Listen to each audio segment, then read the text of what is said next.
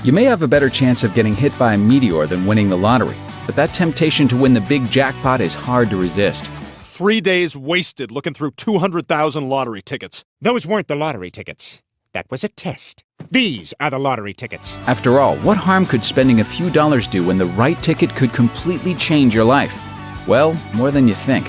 Before you start buying weekly scratch-offs or planning the mansion you'll be buying with your Powerball winnings, here are some lottery secrets you really ought to know.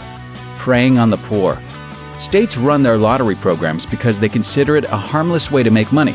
CNN reported that in 2014, the citizens of the 43 states with a lottery spent a whopping $70 billion on it, more than all other forms of entertainment. Which means Americans basically spent more on the lottery than they spent on America.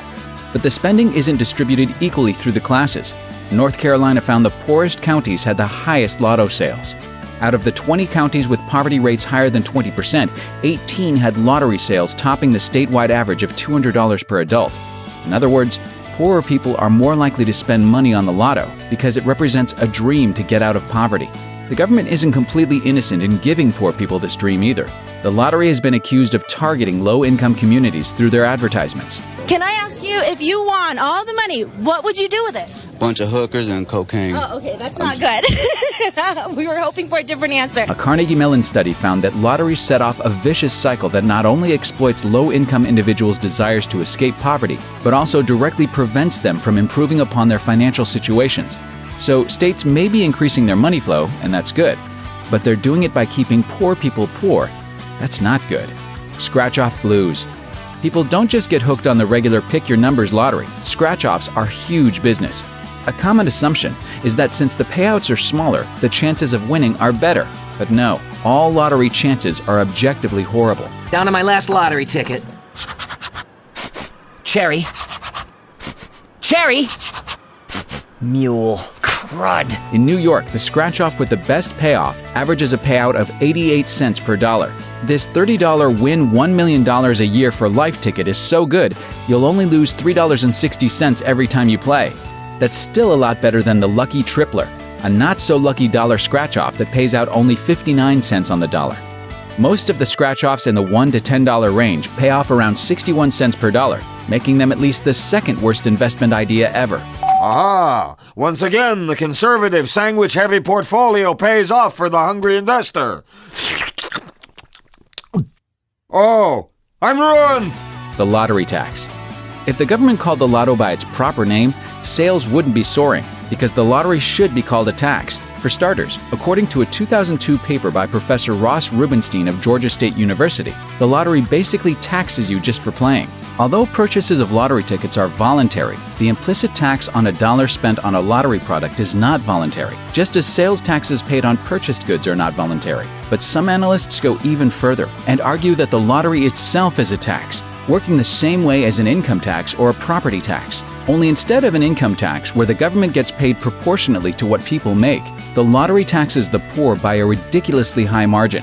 I have a joke for you. Okay. The government in this town is excellent and uses your tax dollars efficiently. States have a pretty good incentive to keep this going. In 2009, 11 states made more money from the state lottery than they did from corporate income taxes. In Rhode Island, the lotto brought in more than twice as much as corporate taxes. But it's all worth it if you hit the jackpot, right? Well, even then, the state governments get a juicy payout. Anyone who wins more than $600 will get the thrill of paying a 45% tax. Then, at least all the tax money is going to a good cause. Not so fast. Education.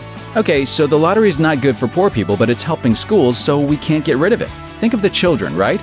The California lottery alone raised $1.39 billion and gave $97 million to the Los Angeles Unified School District for the 2014-2015 school year. This can't possibly have a downside, can it? They've used it for things like supplies, laptops, even tools for an automotive class. Sockets, ratchet, wrenches, pliers. Except that of course it has a downside. Often, the money goes into the state's general fund. From there, the money can be used for anything, which means the income from that education lottery doesn't always end up in schools. Even when states do allocate lottery money to education, legislators can factor all that sweet lottery cash into the budget and start giving out fewer government funds. In the end, education spending stays exactly the same or gets worse. According to Russ Lopez, the spokesman for the California Lottery, The California lottery was created to supplement public schools, not to totally fund public schools, not to resolve all their problems. So we don't do a lot for schools. It's a modest contribution. Retailer scams.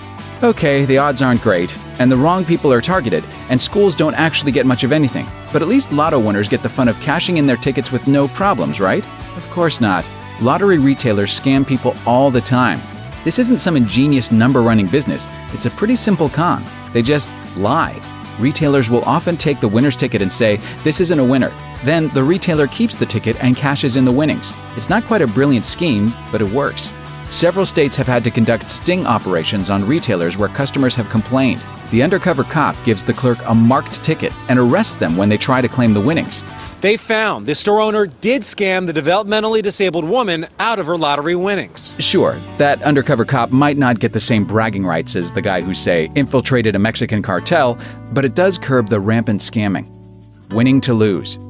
Even if everything else is bad about it, at least the lottery gives a new lease on life for the few lucky ones that defy the odds and win millions. Except, people don't usually do well with a sudden fortune. Forbes reports that a third of lottery winners end up bankrupt, and many more suffer from increased rates of depression, divorce, and suicide. That's not to say that every lottery winner throws all their earnings away, but a lot of them do. Billy Bob Harrell Jr. is a particularly sad example of winning gone wrong. Harrell won $31 million, and only 20 months later he was broke and divorced and eventually killed himself. Before he died, he said, "Winning the lottery is the worst thing that ever happened to me." Man, the lottery sucks. If you want to feel like a winner, there's a much better option out there. Make sure the mushroom's on top, and put it in the hole, and just wait. Jackpot! Thanks for watching. Click the grunge icon to subscribe to our YouTube channel. Plus, check out all this cool stuff we know you'll love too.